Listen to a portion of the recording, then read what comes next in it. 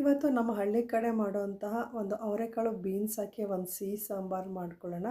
ಈ ಸಾಂಬಾರು ಮಾಡ್ಕೊಳ್ಳೋದಕ್ಕೆ 1 ಬಟ್ಲಷ್ಟು ಬೀನ್ಸು, ಎಳೆ ಅವರೆಕಾಳು, ಒಂದು 4 ಹಸಿಮೆಣಸಿನ್ಕಾಯಿ, ಉಪ್ಪು, ಮುಳುಗುವಷ್ಟು ನೀರು ಹಾಕಿ ಕುಕ್ಕರಲ್ಲಿ ಒಂದು 3 ವಿಷಲ್ ಕೂಗಿಸ್ಕೊಂಡಿದ್ದೀನಿ. ಇದಕ್ಕೆ ಹಾಕಿರೋ ಹಸಿಮೆಣಸಿನ್ಕಾಯಿನ ನಾನು ರುಬ್ಬೋದಕ್ಕೆ ತಗೊಳ್ತೀನಿ.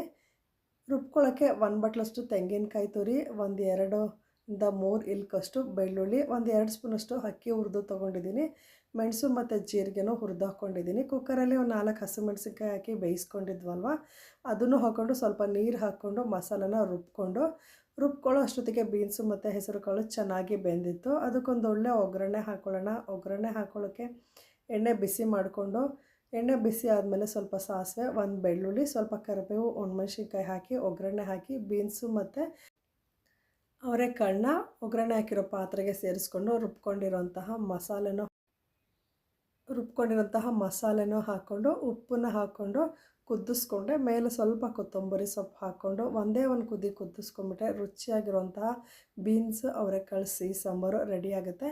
ಇದಕ್ಕೆ ಸಾಂಬಾರು ಪುಡಿ ಹಾಕಲ್ಲ, ಹುಳಿ ಹಾಕಲ್ಲ, ಹಾಗಾಗಿ ಇದನ್ನು ನಮ್ಮ ಕಡೆ ಸಿಹಿ ಸಾಂಬಾರು ಅಂತ ಕರೀತಾರೆ. ಒಂದ್ಸಲ ಈ ವಿಧಾನದಲ್ಲಿ ಟ್ರೈ ಮಾಡಿ ನೋಡಿ, ತುಂಬಾ ಚೆನ್ನಾಗಿರುತ್ತೆ. ವಿಡಿಯೋ ಇಷ್ಟ ಆದರೆ ಲೈಕ್ ಮಾಡಿ, ಶೇರ್ ಮಾಡಿ. ಧನ್ಯವಾದಗಳು.